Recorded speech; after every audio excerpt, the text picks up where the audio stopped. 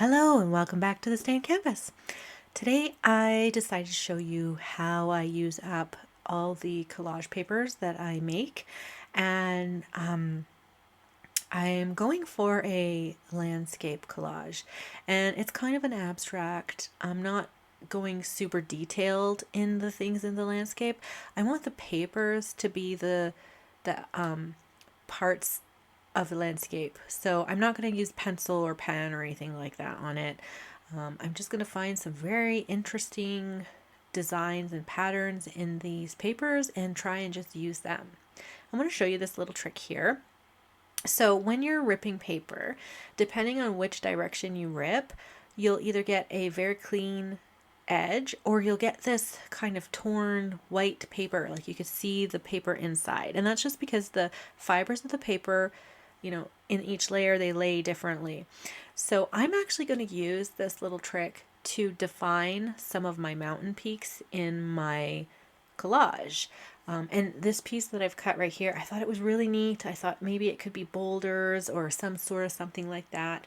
But I just decided that it's just too big for this one. If I was working on a larger piece of paper, that piece of collage paper would be perfect, and maybe I could do some kind of landscape around it.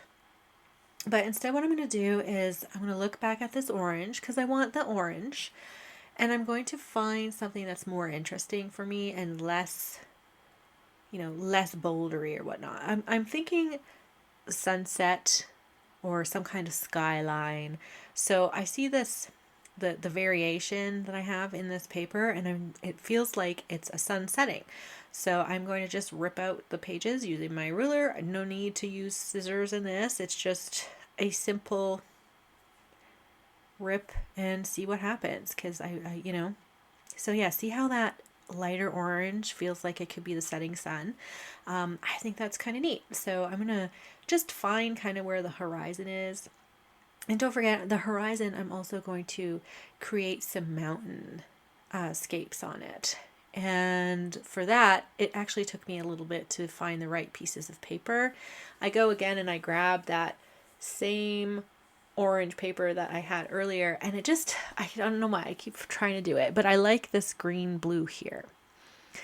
And I've decided that, you know what, I can't have that little darkish orangey piece, so I need to go with a different color. So I find another piece of scrap paper. It's got more of the blue purple on it, and I think that will work better up against the sky.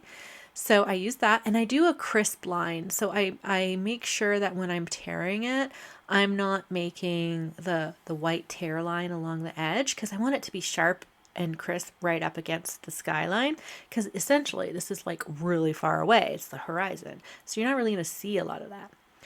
Now, when I'm putting these two darker pieces up next to each other, it's very difficult to separate the two. So like it just looks like it's one solid piece of paper on here. So what I need to do is find a different piece of paper just to make like a small mountain range in between the two dark blue purplish ones. So I'm going to look through and I find this greenish gold kind of paper. It's got some really cool movement in it. It was actually a, jelly printing with plants video. It's actually somewhere around there. It's in one of my playlists if you want to go check it out. It was a really fun video to do, and this paper is going to be excellent for making another mountain range. Like, look how the green gold pops against the darkish purpley blue color, and all these colors really, I don't know, there's something about this color theme and this like, I just really like it. I feel like it's going to be a vibrant popping one. So how I glue it all together is literally just a glue stick. I got this, I don't even know where I got this. It was probably from, the thrift store or the dollar store or something like that. And I like glue sticks because you can reposition if you accidentally lay the piece of paper down wrong. It's not a problem. You can lift it up again, hurry up and twirl it. So as you'll notice, when I'm putting my sheets of paper down, I'm not worried if they're exactly straight. I'm actually angling them a little bit because I just want that edge to be like the mountain range up against it. So I'm going to continue this with all of them, and then I'm going to trim the sides down. And I really love how this collage actually turned out.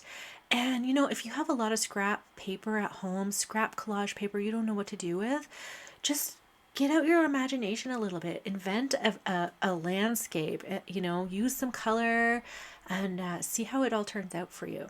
But these are some other ones I've done, and I love them all. So I hope you try this at home. Thank you for watching, and I will talk to you guys next time on the Stained Canvas. So bye for now.